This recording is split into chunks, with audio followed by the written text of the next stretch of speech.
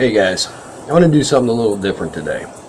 I don't normally review movies, but I just recently seen this movie Breakthrough. Now, I don't know if you've heard about it or not, but it's about a little boy named John Smith who falls through some ice and he's trapped underwater for 15 minutes, and they bring him out of the water and take him to the hospital, and the doctors call the code. They say,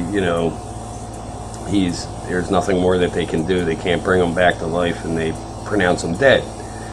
And his mother just loses it and starts praying like really hard, and his heartbeat starts, and it brings him back to life. Now,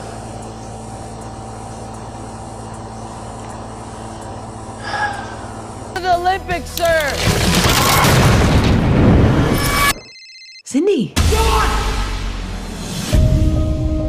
He's been underwater for more than 15 minutes. It's gonna be a recovery, not a rescue. I got something. We got him! We've done everything medically possible. There's nothing more we can do. No. Please, God, send your Holy Spirit to save my son.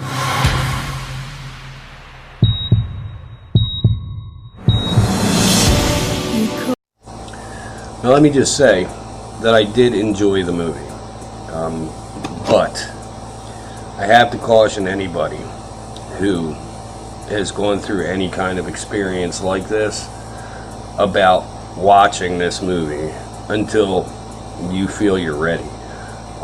It did parallel a lot of the things that we went through with Ronan. The child drowned, which he drowned in ice water. Ronan drowned inside my ex-wife. They both had catastrophic brain injuries from it, and a lot of the things that were said by the doctors and by friends and things like that are things that I heard repeatedly with Ronan, particularly call your family, he's not going to make it through the night, etc., so forth. And it brings those emotions right out of you because it brings you back to that situation. So it was a very good movie, very inspirational. And if you're a person of faith, I mean, it does, reinforce that faith, I guess. However, it also makes you made me question, well, if God would do it for her, why not Ronan?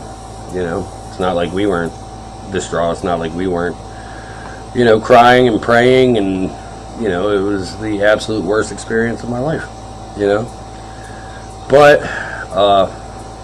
as they say, just because the answer is no doesn't mean he ain't listening, Now, hopefully, we can get a legacy built for this child, and, make his life and his passing meaningful. I mean, that's basically the lot that we have. As far as the movie is concerned, if you feel up to it, if you feel you can get through it, I definitely suggest that watching it. It's a really good movie. And that's pretty much all I have to say on it. Thanks. A 14-year-old St. Charles boy who spent 15 minutes trapped underwater is continuing to fight for his life. I don't believe John will survive the night. You don't know my son. He is a fighter. So I need you to be the best for John, and you just let God do the rest. You are my pride and joy. I can't wait to see you shoot those baskets and run up and down the court again. The Smith family asked for one thing. Please pray for John. In the water that day, I was ready to give up, but then I hear this voice telling me, go back. Either I'm nuts, or God's talking to you. But I don't believe in God. I believe, but maybe that only goes so far with something like this. I'm your pastor. I'm supposed to walk alongside you for as long as it takes. Did you see the Facebook page? It's gone viral. Call me. I hope he's gonna be okay. We're not gonna get through this alone. Whatever you have for me, for Brian, for John,